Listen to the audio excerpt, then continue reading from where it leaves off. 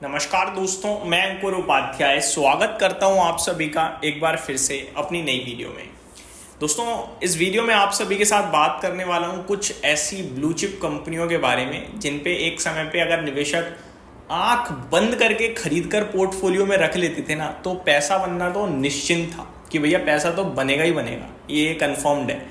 और कंपाउंडिंग की पावर से उन्होंने बहुत बड़ी वेल्थ भी क्रिएट करी है अपने इन्वेस्टर्स की। लेकिन आज के समय में वो कंपनियां अपने निवेशकों को अपनी तरफ अट्रैक्ट करने में भी कामयाब नहीं है। मतलब पैसा लगाने के बारे में अगर कोई सोच भी रहा है ना उन कंपनियों के बारे में, तो नेगेटिव चीज़ें ज़्यादा हैं, पॉजिटिव कम है। ऐसे में क्या करना चाहिए, क्या नहीं करना चाहिए, क्योंकि बाजार नीचे है, दिग्गज कंपनियां भी नीचे हैं, क्या ये लेने का मौका है या अभी भी प्रॉब्लम जारी है। तो पहले तो जो मेरे को इस समय दिख पा रहा है वो ये कि जो बहुत बड़ी कंपनियां हो चुकी हैं, जो हम ब्लू चिप भी कहते हैं, वो परफॉर्म कर नहीं पा रही उतना इकोनॉमी में परफॉर्म। नई थीम कर रही हैं, नई चीज़ें, और जो बड़ी कंपनियां हैं वो भी नई थीम को कैटर करने की कोशिश कर रही हैं, लेकिन आ नहीं रही है परफॉर्मेंस।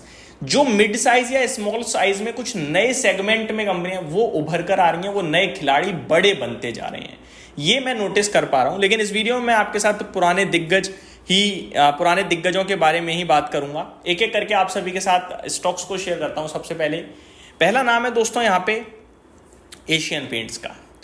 हम सभी को पता है कि एशियन पेंट ने क्या किया है, क्या नहीं किया है, कितना पैसा बनाया है, कितना पैसा नहीं बनाया है। लेकिन बढ़ते कंपटीशन और डिमांड में कमी आने के कारण एशियन पेंट के शेयर ने बीते 4 सालों से निवेशकों को सिर्फ और सिर्फ दुख और नुकसान दिया है।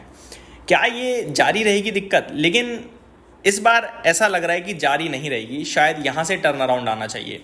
उसके पीछे 2-3 बड़े कारण हैं। पहला तो जो कंपटीशन आ रहा था वो अभी बाजार में हो चुका है और थोड़ा और आएगा, नो डाउट। अब कंपटीशन मार्केट में दिखेगा, लेकिन एशियन पेंट ज़्यादा अपना मार्केट शेयर लूज नहीं करने वाला है, ऐसा लग रहा है। दूसरी बात, एशियन पेंट के वैल्यूएशन अभी जो ट्रेड करता था 85 के पी पे, वो 65 के पी पे ऑलरेडी है, और स्टॉक अच्छी खासी करेक्शन दिखा चुका है और डिमांड यहाँ से अच्छी हो रही है।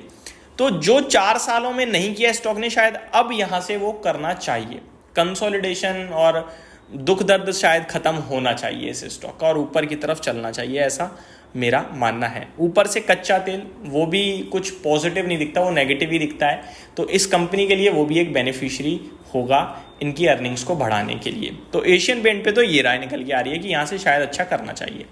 अगला स्टॉक दोस्तों इसी कैटेगरी में जो है, 2 दिग्गज आईटी कंपनियां हैं, टीसीएस और इन्फोसिस। दोनों के बारे में ही क्या बोलें, ये मान लीजिए कि 2021-22 की शुरुआत में 1950 रुपये का हाई इन्फोसिस ने लगाया था, उसके बाद 1200 रुपये दिखाया, और अभी जैसे तैसे बढ़ते बढ़ते स्टॉक ने 2000 प्लस के हाई दिखाए। लेकिन वो केवल टच एंड गो, वहाँ पे गया और वापस से गिर गया, और अभी वापस 1470 आ गया है। अमेरिका में स्टेबिलिटी आ नहीं रही है, अभी भी कुछ पाथ बिल्कुल क्लियर नहीं है, अनविजिबल है ही नहीं, मतलब धुंधला धुंधला है सब कुछ। क्या बात करें टीसीएस और इन्फोसिस पे, कुछ है ही नहीं बात करने के लिए। लेकिन क्योंकि दिग्गज कंपनियां हैं, आईटी सेक्टर है, तो हमें क्या दिखता है? हमें दिखता है वैल्यूएशन 21 के पीई पे भारत की दूसरी सबसे बड़ी आईटी कंपनी मिल रही है। 21 के पीई पे, मजाक नहीं है भाई साहब। 21 के पीई पे इन्फोसिस का मिलना। और अमेरिका लाइफ लॉन्ग दिक्कत नहीं रहेगा, अमेरिका में भी ट्रम्प साहब भी चले जाएंगे, इनकी सरकार भी चली जाएगी और अमेरिका में ग्रोथ भी आएगी, और इनके सरकार के रहते हुए भी ग्रोथ आएगी। अभी ये जो परेशानी दे रहे हैं कब तक देंगे, है ना? तो 1 साल भी नहीं हुआ अभी तो कार्यकाल को।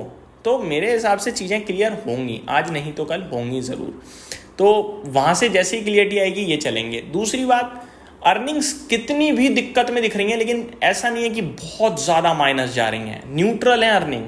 तो वो एक आपको भरोसा देता है कि कंपनी स्टेबल है और काम कर रही है और वेल वेदर है, सब देखा हुआ है, सब समझा हुआ है, और सबको टाइम टेस्टेड कंपनियां हैं ये।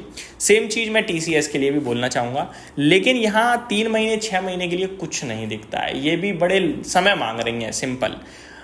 आगे बढ़ते हैं दोस्तों इसी कैटेगरी में। अगला स्टॉक है दिग्गज कंपनी रिलायंस। अब इसके बारे में तो क्या ही बात करें, रिलायंस इंडस्ट्रीज सबसे बड़ी कंपनी है देश की। रिलायंस ने कुछ नहीं किया, लेकिन इसकी डीमर्ज एंटिटी जियो फाइनेंस ने अपने निवेशकों को काफ़ी कुछ करके दिया है, पैसा बना के दिया है। अब रिलायंस की पर्टिकुलरली बात करूँ तो 23 के पीई पे है, इसका तो समझ में ही नहीं आ रहा कर क्या रही है कंपनी। 1200 1300 1200 1400 1300 यही घूमता रहता है स्टॉक, अभी 1400 पे खड़ा है।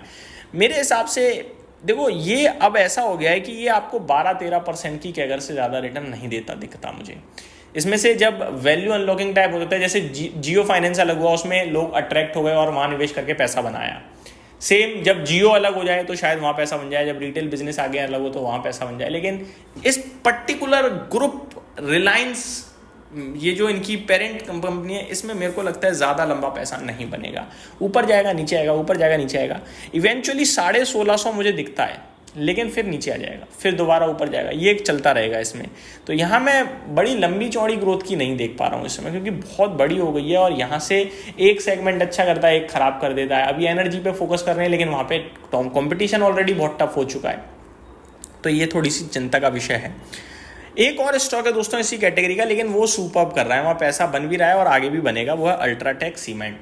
ये स्टेबल है भाई साहब, डिमांड की कोई दिक्कत नहीं, और आने वाले समय के लिए वायर सेगमेंट में घुस चुके हैं और पेंट सेगमेंट में भी है कंपनी। तो मेरे को लगता है ये पेंट में मतलब ग्रुप है, कंपनी तो नहीं है, लेकिन ये मेरे को लगता है परफेक्टली बैलेंस्ड है। और जो वायर सेगमेंट में आ रही है कंपनी वो भी काफ़ी इंटरेस्टिंग है। तो यहाँ तो मतलब छोड़ के जाने का मतलब नहीं बनता है। अल्ट्राटेक जैसे आउट परफॉर्म कर रहा है, मुझे लगता है आगे भी करता रहेगा, बट इसका प्राइस काफ़ी ऊपर रहता है। तो ये मेरी तरफ से आपके लिए दिग्गज कंपनियों पे एक राय थी। उम्मीद करता हूँ वीडियो पसंद आई होगी। Thank you so much for watching this video. Have a great day guys.